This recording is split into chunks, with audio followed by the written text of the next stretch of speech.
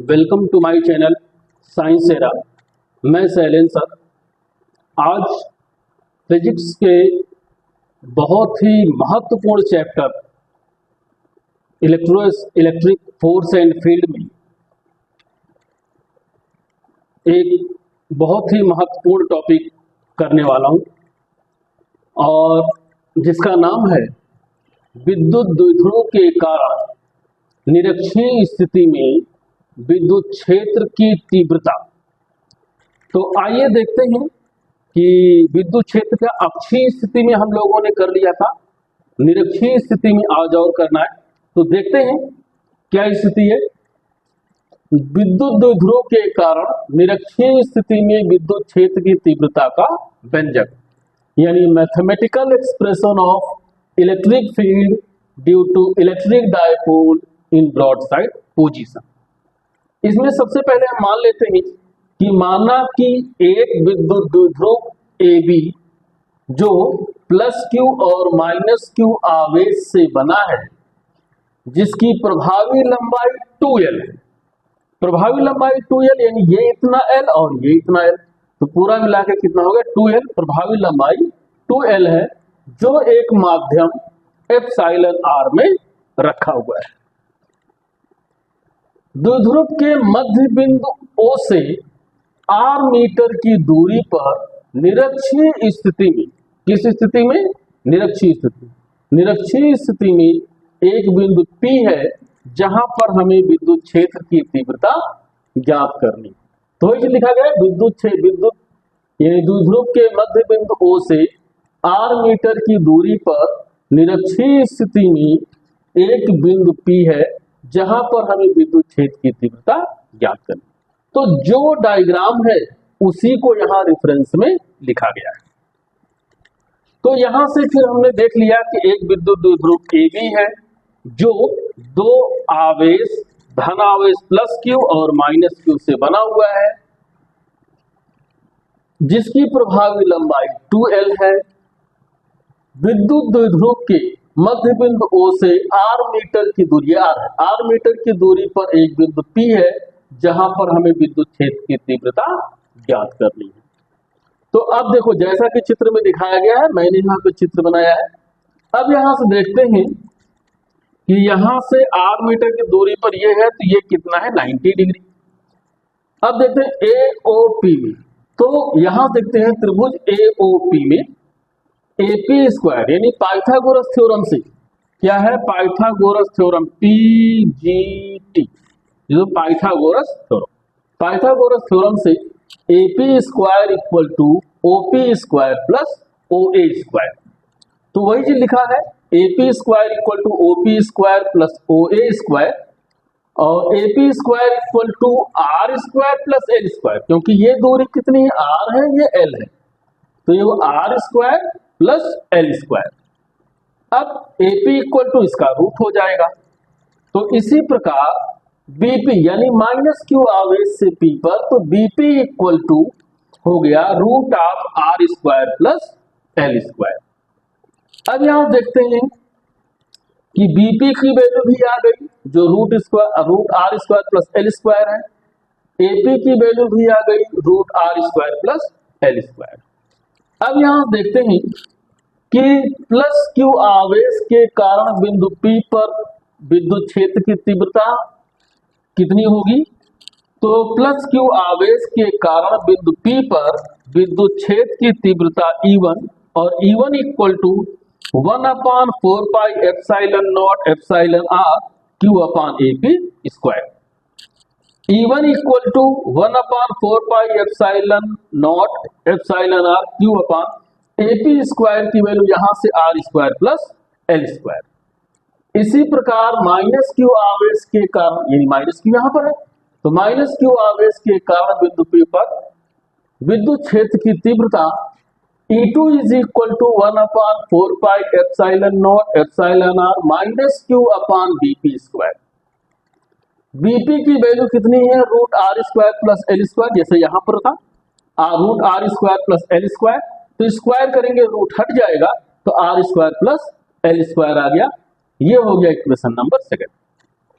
अब इस point P पर, ये पॉइंट P है, यहां पर विद्युत क्षेत्र की तीव्रता, क्योंकि यहां पर धनात्मक है तो इसकी वजह से जो विद्युत क्षेत्र होगा इसके आउटवर्ड होगा, आउटवर्ड यानी बाहर तरफ होगा, तो इसी दिशा में होगा जो हम कहते हैं E1। माइनस क्यू की वजह से क्या होगा, अंदर होगा, क्योंकि ये इनवर्ड होता है, तो इन जो विद्युत क्षेत्र की तीव्रता अंदर तरफ होगी। अब यहां पर जो विद्युत क्षेत्र की तीव्रता है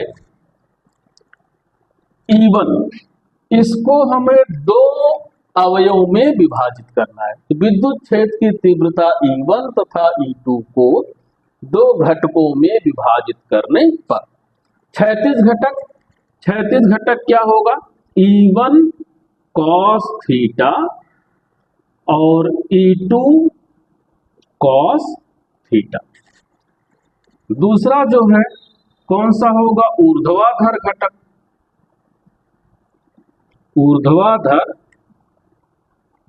घटक जो होगा E1 sin थीटा और E2 sin थीटा। आइए देखिए यहां पर E1 है। अब अगर हम E1 के बारे में देखें, E1 यहां पर घटक है, तो यहां से अगर हम देखें तो ये क्या बनेगा, एक समांतर चतुर्भुज, इसके सामने का ये लंब है, तो अगर लंब है तो ये लंबवत घटक, या उसी लंब को हम कहते हैं ऊर्ध्वाधर घटक। तो ये ऊर्ध्वाधर घटक जो होगा वो E1 sin थीटा होगा, तो जितना ये होगा उतना ये भी होगा, क्योंकि पैरेललोग्राम यानी समांतर चतुर्भुज में अपोजिट साइड, विपरीत जो भुजाएं होती हैं वो बराबर होती हैं, तो अगर ये E1 sin थीटा हुआ तो ये भी क्या होगा, E1 sin थीटा होगा। ऐसे ही यहां पर विद्युत क्षेत्र की तीव्रता ऐसे आ रही है, अगर हम यहां से ऐसे और यहां से ऐसे अगर इसको मिलाएं तो यहां से एक समांतर चतुर्भुज बनेगा, इसके सामने की, इस कोण के सामने की भुजा ये है, जिसमें इस कोण के सामने की भुजा ये है, तो ये क्या होगा, लंब होगा। अगर लंब होगा तो लंब ऊर्ध्वाधर घटक होता है, तो अगर ये ऊर्ध्वाधर घटक होगा तो ये भी ऊर्ध्वाधर घटक होगा, और ये किसका है, E2 का है, इसलिए ये क्या हो गया, E2 sin थीटा। और अब एक चीज देखो कि अगर ये ऊर्ध्वाधर घटक है और ये ऊर्ध्वाधर घटक है, तो इसके दोनों के निरपेक्ष में जो होगा वो ये लाइन, ये जो लाइन है ये क्या होगा, क्षैतिज घटक। तो क्षैतिज घटक E1 के लिए भी क्षैतिज घटक का काम यही कर रहा है, E2 के लिए भी क्षैतिज घटक का काम यही कर रहा है। तो दो वेक्टर एक ही डायरेक्शन में है, जिसको हम कहते हैं कोलिनियर वेक्टर। जब दो वेक्टर एक ही डायरेक्शन में होते हैं तो वो कोलिनियर वेक्टर होते हैं, और वो कोलिनियर वेक्टर में क्या हो गया, ये हो गया E1 sin थीटा और E2 sin थीटा, इन दोनों को प्लस कर दिया जाता है। एक चीज यहां पर और हम देखते हैं कि E1 sin थीटा ऊर्ध्वाधर घटक जितना ऊपर है, E2 sin थीटा उतना ही नीचे। तो एक ही बिंदु पर जब दो बराबर एवं विपरीत बल लगते हैं तो वो कहीं पर नहीं जाता, यानी इक्विलिब्रियम स्टेट। वही चीज है कि अगर E1 sin थीटा जितना ऊपर, E2 sin थीटा उतना ही नीचे होगा, तो इस स्थिति में ये दोनों ऊर्ध्वाधर घटक एक दूसरे से कैंसिल हो जाते हैं। यानी हम ये कह सकते हैं कि ऊर्ध्वाधर घटक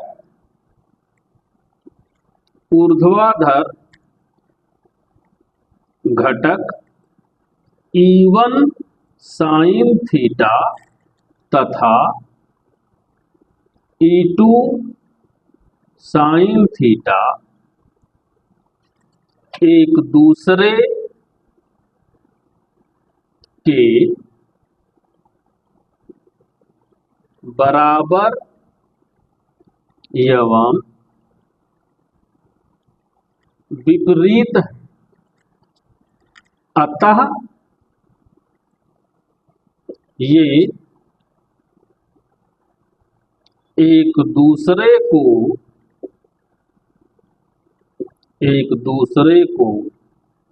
निरस्त कर देते हैं। तो जब निरस्त कर देते हैं तो अतः परिणामी प्रतिरोध परिणामी विद्युत क्षेत्र की तीव्रता।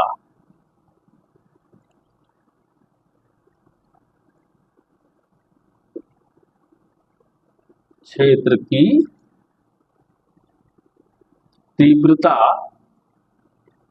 E बराबर E1 cos theta plus E2 cos theta. कहने का मतलब यह हुआ कि अगर ये और ये दोनों घटक अगर निरस्त हो गए, केवल यही बचा और यही परिणामी विद्युत क्षेत्र की तीव्रता है।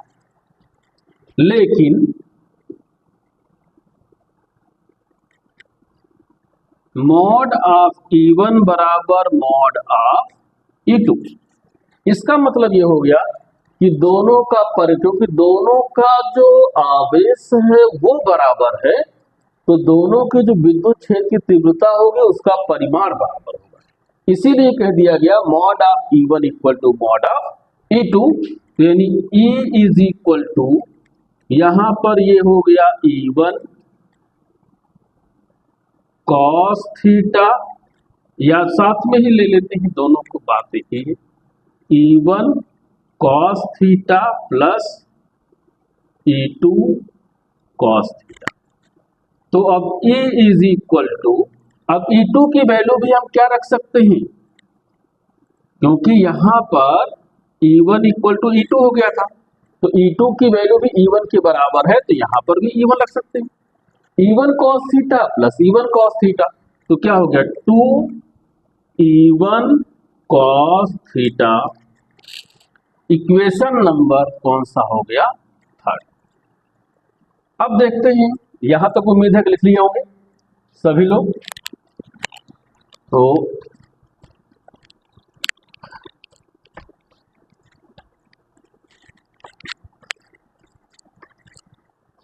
अब देखें समीकरण 1 तथा 2 से, समीकरण 1 तथा 3 से, 2 नहीं है बल्कि 3 है, समीकरण 1 तथा 3 से E बराबर 2 इंटू E1 की वैल्यू कितनी आई है, 1/4 epsilon not epsilon r Q upon r square plus l square, तो 1/4 epsilon not epsilon r Q upon r square plus l square का होल स्क्वायर, और ये हो गया cos थीटा। अब यहां से देखें तो implies that E is equal to, हम लिख सकते हैं कि 1/4 epsilon not epsilon r Q upon r square plus l square का होल स्क्वायर, तो यहां 2 है तो ये क्या हो जाएगा 2 इंटू क्या हो गया cos थीटा। तो अब की स्थिति देखिए क्या होगा, क्योंकि 1 की वैल्यू हम लोगों ने रख दिया यहां पर, तो अब यहां पर देखते हैं implies that E is equal to, एक काम कर सकते हैं cos थीटा की वैल्यू यहां से रख लेते हैं, तो इन ट्रायंगल या त्रिभुज AOP में cos थीटा क्या होता है, बेस अपान हाइपोटेनियस, यानी आधार बटे कर्ण, तो इसके सामने का ये लंब है तो ये आधार हुआ और ये क्या हुआ कर्ण हुआ, आधार बटे कर्ण, यानी ये कह सकते हो AO अपॉन AP। तो cos theta is equal to AO की वैल्यू है L और AP की वैल्यू है root of R square plus L square, R square plus L square, यही। अब अगर इसको हम यहां पे रखें तो A इज इक्वल टू होगा, और नहीं तो ठीक है, E इक्वल टू होगा 1/4 epsilon not epsilon r 2q upon R square plus L square into L upon root of R square plus L square, ऐसे हो। तो इसी को लिख सकते हो कि E इज, क्योंकि कॉस थीटा की वैल्यू हमने यहाँ पे रख दिया, बाकी सारी चीजें वही। ये स्क्वायर, सॉरी ये स्क्वायर नहीं, स्क्वायर तो ये है भी, ठीक है, बस केवल ऐसे। अब यहां से देखते हैं कि 1/4 pi epsilon not epsilon R 2QL upon R square plus L square into ये हो गया R square plus L square to power 1/2, क्योंकि जैसे मान लो अगर रूट x है तो इसकी वैल्यू होती है x टू पावर 1/2, वैसे ही है जैसे रूट लगा तो उसकी वैल्यू।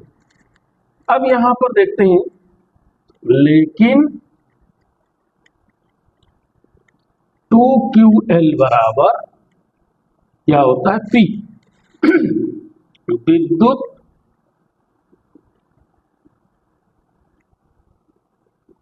द्विध्रुव आघूर्ण। तो अब ऐसी कंडीशन में क्या होगा, E इज इक्वल टू होगा, या इसी के आगे भी लिख सकते हैं, यहां पर भी लिख सकते हैं।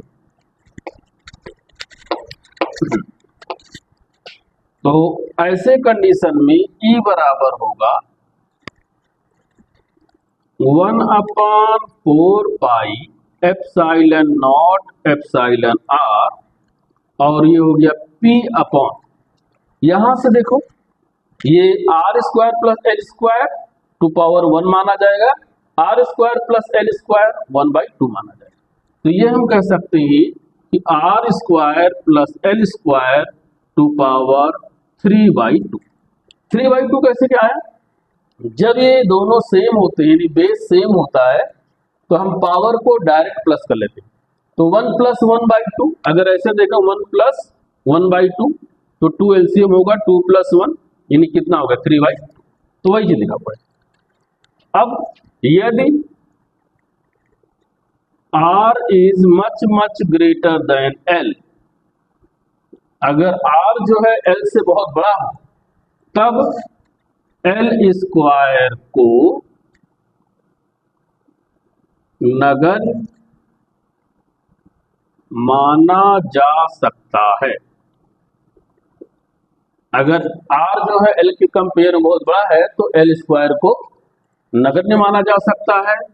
तो E इज इक्वल टू हो गया 1/4 pi epsilon not epsilon R P upon R square to power 3/2। अब ये और ये दोनों कट गया और आ गया E is equal to 1/4 pi epsilon not epsilon R P upon R to power 3। ये जो आया ये क्या हो गया, न्यूटन पर कूलम। यही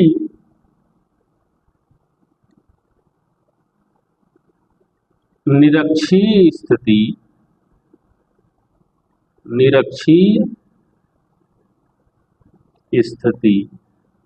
का व्यंजक है।